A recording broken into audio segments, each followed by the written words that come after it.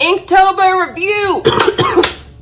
If I sound more alto-y right now, it's because I think I'm getting sick. We're like at that point midway through the semester where things are getting colder and I'm getting more stressed and the stress is slowly killing me. Though it is November 13th by the time I'm recording this, I think that it's perfect time for me to show off what I did during Inktober. I did Inktober, and I'm really proud of myself because I did all of the days. I didn't skip any single day, and I'm super proud of myself for that. Because the last time I ever did that was freshman year of high school when I had no responsibilities, and now doing it in college, it feels a lot more rewarding. And I didn't post anything on Instagram because I hate this big chunk of my posts just being like shitty little doodles that I do every single day. So I thought that I would just show them off all here and then maybe post my favorites on my Insta. Because part of the Inktober is posting it, but they don't specify how you post it though. Do they? If they do, then I'm going rogue. When I've done Inktober in the past, I normally dedicate an entire page of my drawing book to my drawing for the day, but instead I just decided to make it little doodles like for every single day. I am by no means like a professional artist.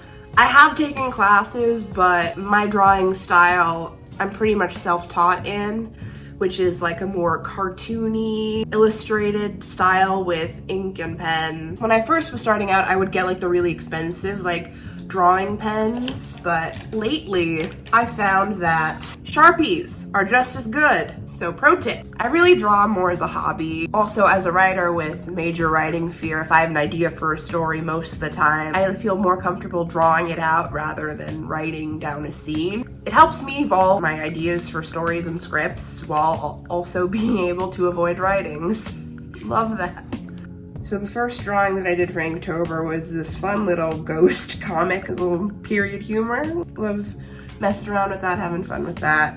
And my second one, I went all out on my second day. It took me a period of days to continue coloring. Got a little devil girl there. She's just on vacation, chilling out after a long day of torturing people. I've been toying with the idea of turning some of my drawings into prints or putting them on t-shirts and selling them. So if you guys would be interested in buying them, then I would gladly make them. Day 3, just summarization of how I look just on the street with my giant headphones in. Day 4, this is when we get into weird stuff. What I love about Inktober is that it forces you to be creative, and so sometimes you just gotta force your brain to come out with like the weirdest image. So that's what day 4 came up with. Day 5 is something from a story that I'm working on.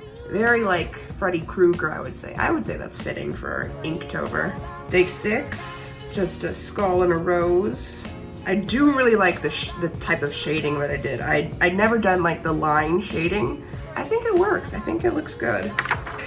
You can tell with days 7, 8, and 9 that I was kind of running out of ideas, or I was too busy to do anything like big and substantial, so I just kind of went with like first things that came into my mind. Day 7 got some fruits as different jack-o'-lanterns. I would love to have Halloween in the summer just so I have an excuse to make a watermelon jack-o'-lantern. Day 8 is an Esmeralda, that Esmeralda in Haunted Mansion, because I miss going to Disneyland all the time. Day 9 is me if I was Snow White. I might legitimately make that a Disney bound. Day 10, Day 10, it falls into another like category of like types of Inktober's that I do where I just take like whatever big emotion that I have or like how I'm feeling during the day and just like turn it into something.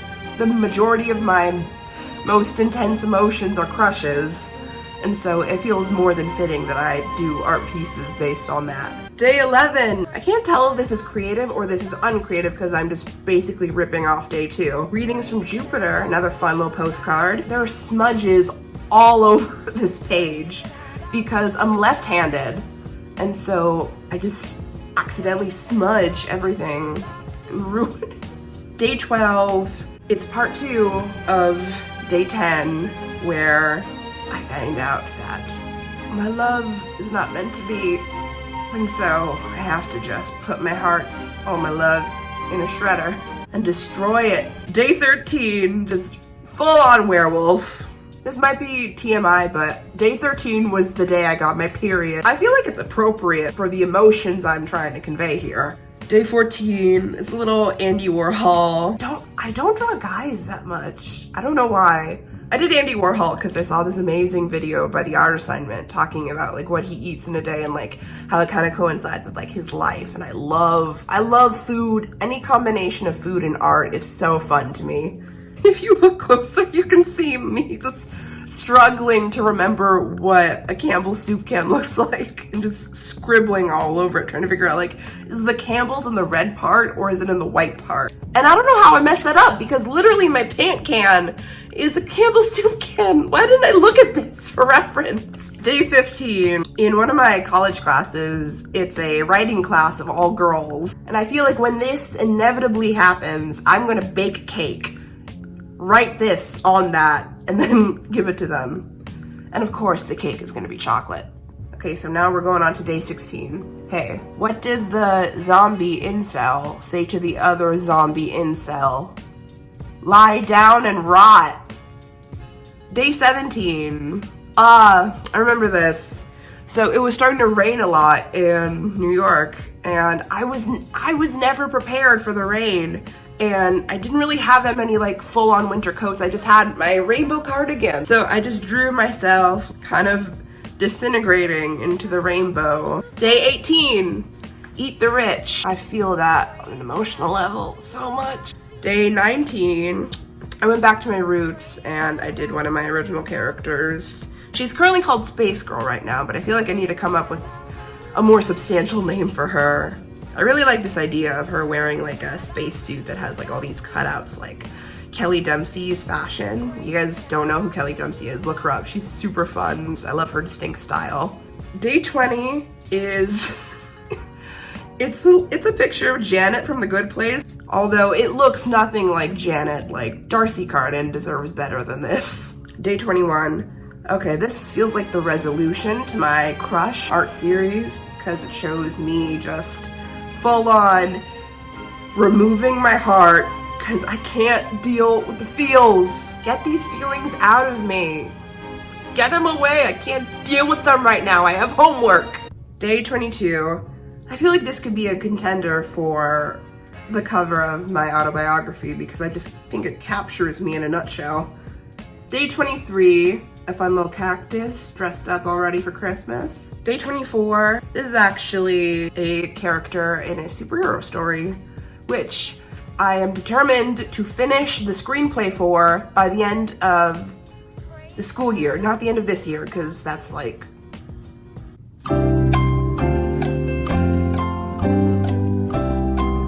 It's in a couple months. It's in a couple months. I don't do math anymore. Day 27.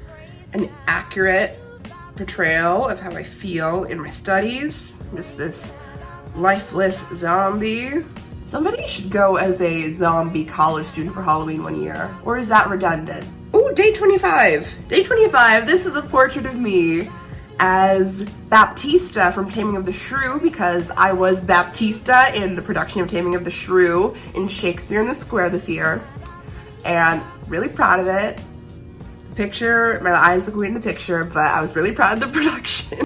Day 26, I made this loving photo of my wonderful friend Natea in her fully evolved form. Did you know gays are immortal? Watch out. Day 28, I'm listening to a lot of Marina and the Diamonds lately. Well, I guess she's just Marina now. I've been listening to Marina lately. My favorite songs that I keep on coming back to are Karma and Orange Trees. Check them out, they're amazing. She is a literal Greek goddess. Day 29, for one of my classes, I had to write a script based on a painting. So it made me think of the Frida Kahlo painting where she's a deer with arrows inside of her. And so I did that version of that painting in this. I'm describing this too thoroughly for just an Inktober sketch. Day 30, Miss Argentina from Beetlejuice. Beetlejuice was the first ever Broadway show that I'd ever seen since moving here. It was fun, I really liked it. I mean, like, it was very cheesy, but I feel like that's part of Beetlejuice, is just to be a little cheesy, not be too serious. Day 31, the final day of Inktober, I drew Danny from the movie Midsummer. I finally saw Midsummer. First of all, I didn't know that Chidi from The Good Place was in the movie. Second of all, it was a gorgeous horror movie, and it had great commentary about grief and manipulative relationships. It's cool. I really liked it.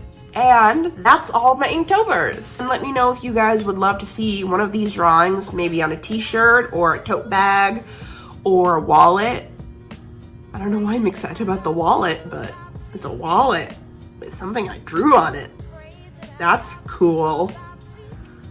I've been talking to myself for half an hour and I think I'm gonna go crazy, so I'm gonna stop this while I still got my sanity. Okay, I'll see you guys next time. Bye.